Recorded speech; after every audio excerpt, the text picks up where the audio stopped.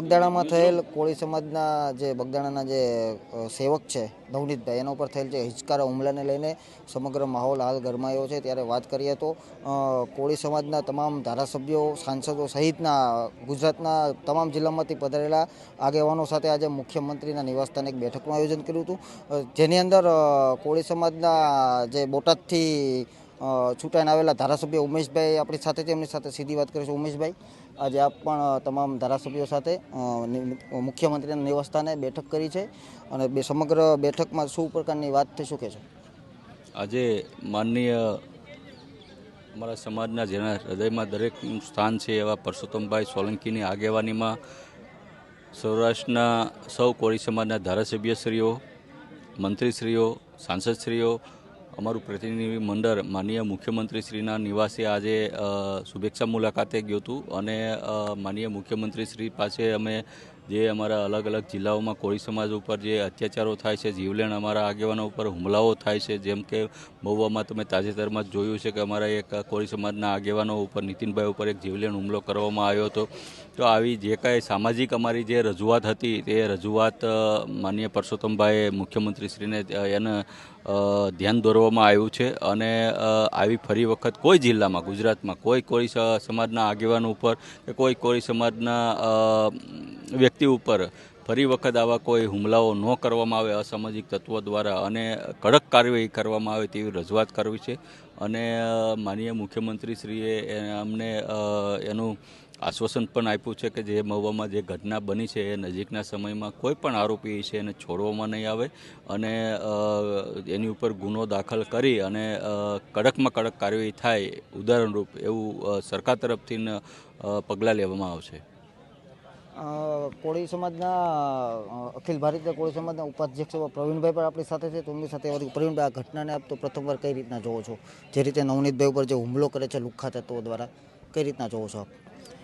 કોઈ બી વ્યક્તિ હોય, કોળી સમાજનો હોય કે ગુજરાતનો કોઈ બી ઉપર જો ઘટના દુઃખદ છે, કોઈ વ્યક્તિને આ રીતે ઢોર મારવો પછી એના વિડીયો વાયરલ કરવા, એ ગુજરાતનો કોઈ બી નાગરિક હોય એના માટે આ દુઃખની ઘટના હોય, એક દુઃખજનક આ શરમજનક કૃત્ય થયું છે અને કોળી સમાજ ઉપર અવારનવાર આવી ઘટનાઓ બનતી રહેશે, એના કારણે આક્રોશ સમાજની અંદર વધતો ગયો હતો।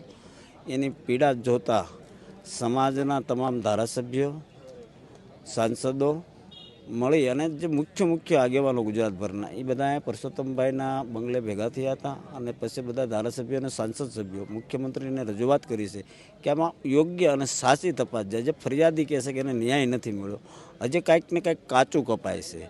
સાથે સાથે હું પણ એક ઇલેક્ટ્રોનિક મીડિયાને પણ રિક્વેસ્ટ કરવા માગું છું કે આ જે ન્યાયની અમારી માંગ છે ને એ સત્તા આગળ ને સરકાર આગળ છે, કોઈ સમાજ ઓર નથી જે મીડિયાની અંદર ચાલી રહ્યું છે। સોશિયલ મીડિયામાં પણ અમુક જે ફ્રીલાન્સરો સોશિયલ મીડિયાના હોય છે તે પણ સમાજ બીજા સમાજ પ્રત્યે પણ બોલતા હોય છે, એમને આપ ખાસ શું અપીલ કરશો તમારા સમાજ વતી? કોઈ પણ યુવાનો કહેવું છું કે ન્યાય માગવો એ કાંઈ ગુનો નથી। દરેક સમાજો ભૂતકાળમાં આ બધી ઘટનાઓ બને છે તો સમાજો એમના અમરેલીનું હોય, ગોંડલ, જ્યાં સમાજો જાય છે, એના આગેવાનો હોય, રાજકીય હોય, સામાજિક આગેવાનો ન્યાયની માટે જાય છે અને માગે છે કે ન્યાય થતો હોય તો ન્યાય માગવો એ ફરજિયાત છે। પણ એક મીડિયાની અંદર હું જોઈ રહ્યો છું 4-5 દિવસથી સમાજ ચાલી રહ્યું, સમાજવાળું કાંઈ નથી, કેમ કે ન્યાયની માગણી સરકાર આગળ, માંગ અમારી આગળ સરકાર છે। તો મીડિયાને રિક્વેસ્ટ કરું છું કે જાદુ તમે પ્રેશર લાવો તો સરકાર ઉપર લાવો, યોગ્ય તપાસ થાય અને જે સત્ય ઘટના છે એ બહાર આવે। આમાં સમાજવાળા જે ચલાવી રહ્યા છે એ મિત્રોને રિક્વેસ્ટ કરું છું કે કોઈ સમાજનું આમાં નથી, એક જે આરોપી હોય એનો કોઈ સમાજ ના હોય, એટલે જે ઘટના બની છે દુઃખદ છે અને એની રજૂઆત છે કે મારી યોગ્ય તપાસ નથી થઈ, એટલે સમાજ એની સાથે ઊભો રહ્યો છે અને જે અમારા રાજકીય અને સામાજિક આગેવાન આમાં બધા જોડાણા છે કે આગળ જઈ અને કોઈ આનો પ્રતિઘાત પડે એ કરતાં આમાં યોગ્ય તપાસ થાય એવી અમારી માંગ છે। સોશિયલ મીડિયામાં પણ જે ટિપ્પણીઓ કરવામાં આવતી હોય સમાજને લઈને, એના વિશે આપ શું કહેશો? એમને શું અપીલ કરશો સોશિયલ મીડિયાના લોકોને? સોશિયલ મીડિયાના મિત્રોને સૌને અપીલ કરું છું કે તમારી ખોટી આવી ટિપ્પણીથી સમાજોને નુકસાન થતા હોય ના કરશો પ્લીઝ। હું તમને બધાને સોશિયલ મીડિયાના જેટલા બી સોશિયલ મીડિયા હોય ચલાવી રહ્યા છે એમને તમામને રિક્વેસ્ટ કરું છું કે તમારા ટીઆરપી માટે સમાજનો ભોગ ન લેજો, આટલી મારી તમને તમામને વિનંતી છે।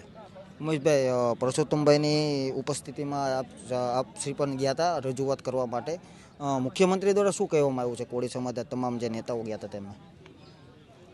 માનનીય પરસોત્તમભાઈ દ્વારા જે સમાજની લાગણી હતી એ માનનીય મુખ્યમંત્રીશ્રીને રજૂ કરી હતી અને માનનીય મુખ્યમંત્રી શ્રી ભૂપેન્દ્રભાઈ પટેલે પરસોત્તમભાઈને અને અમને સૌ પ્રતિનિધિ મંડળને આશ્વાસન પણ આપ્યું છે કે ફરી વખત આવી કોઈપણ જિલ્લામાં ઘટના ન બને એની યોગ્ય તપાસના આદેશ પણ આપી દીધા છે અને જે મહુવામાં જે ઘટના બની છે એને જે કોઈ આરોપી છે એને નજીકના સમયમાં કાયદાનો પાઠ ભણાવવામાં આવશે, કોઈને છોડવામાં નહીં આવે. અને ખાસ તો મેં તમને કીધું કે આ કોઈ સમાજ વચ્ચેની લડાઈ જ નથી. મારો આહિર સમાજ હોય કે મારો કોળી સમાજ હોય, બંને મારા ઓબીસી સમાજ જ છે. એક જ જેને કહેવાય ને કે આમ જોવી તો સીધું કેવી કે એક નાનો ભાઈ છે ને એક મોટો ભાઈ છે. આ કોઈ સમાજની લડાઈ નથી. એટલે હું મારા કોળી સમાજના યુવાનોને પણ કહું છું કે ભાઈ સોશિયલ મીડિયાના મારફત કોઈ એવું ખોટું અપપ્રચાર નહીં કરતા. અને મારા ભાઈ આહિરભાઈ સમાજને પણ હું કહું છું કે આપણે સૌ ઓબીસી સમાજમાંથી જ આવીએ છીએ. એટલે આ કોઈ સમાજનું આનું ઓલું કરે, સોશિયલ મીડિયામાં આવું ખોટો અપપ્રચાર ન કરે. અને સૌ આપણે ફરીથી જેવી રીતના દૂધમાં સાકર ભરીને આહિર સમાજ હોય, મારો કોળી સમાજ હોય, એક થઈને આપણો ગુજરાતનો વિકાસ થાય એમાં આપણે સૌ આપણું પોતાનું યોગદાન આપી અને જે કોઈ આવા અસામાજિક તત્વો છે એને આપણે કોઈ દિવસ કોઈ સમાજ પ્રોત્સાહન ન આપે અને કાયદાને પણ આવા લોકોને કાયદાનો પાઠ ભણાવવામાં આવે તેવી પણ અમારી જરૂરિયાત સરકારમાં કરેલી છે. જી સાથે સાથે એ પણ કહેવામાં આવે છે કે વર્ષોથી જે કોળી સમાજનો આક્રોશ હતો ને, ખરેખર તો મારા માનવા મુજબ એ બહાર આવ્યો છે કે સાસવારે કોળી સમાજ ઉપર ઘટના એવું બને છે કે જે ઘડીએ ને ઘડીએ કોળી સમાજના બલ્ડર થઈ જવા, હાથ પગ તોડી નાખવા, આવી અનેકો ઘટનાઓ ભવિષ્યમાં બની ગઈ છે. કાંઈક ને કાંઈક એ આક્રોશ પણ આજે દેખાઈ રહ્યો છે કે સમાજ લડી લેવાના મૂળમાં એવું લાગી રહ્યું છે. લડી લેવાના મૂળમાં એટલે કાયદાને નિયમ કડક થાય. સેફટી માટે હંમેશા નિયમને કાયદા, એના માટે અમારે કાંઈ ધોકા લઈને બહાર નથી નીકળવાનું. તંત્રને રજૂઆત કરવાની છે કે નિયમ અને પોલીસ શક્તિથી આરોપી સાથે કામગીરી લે તો આ ઘટના એવું કમ ગણે. કેમ કે કોળી સમાજ વધારે શિકાર બની રહ્યો છે, એના કારણે આક્રોશ વધી રહ્યો છે. અને ભૂતકાળમાં આનું બહુ દાખલા બેઠા છે અને આગળ જતાં આના પ્રતિઘાત બીજા ન થાય તો સરકારને રિક્વેસ્ટ કરવી છે કે આમાં ધ્યાન દે. નહીં તો કોળી સમાજ ફૂલ આક્રોશમાં છે, એ તો ફાઇનલ છે. આગામી દિવસોમાં શું આના પડઘા પડે એ અત્યારે કોઈ કહી શકે નહીં. તો આ તો પ્રવીણભાઈ અને ઉમેશભાઈ સાથે ન્યૂઝરૂમની ટીમે વાત કરી હતી અને તમામનું એક જ કહેવું છે કે આજે જે મુખ્યમંત્રીને મળવા ગયા, રજૂઆત કરવા માટે ગયા છે, આજે નવનીતભાઈ ઉપર જે હુમલો કરવામાં આવ્યો છે લુખ્ખા તત્વો દ્વારા, તેમના ઉપર કડકમાં કડક કાર્યવાહી સરકારશ્રી લે એવી માંગ કરી છે. કિશન બારીયા, ન્યૂઝરૂમ, ગાંધીનગર.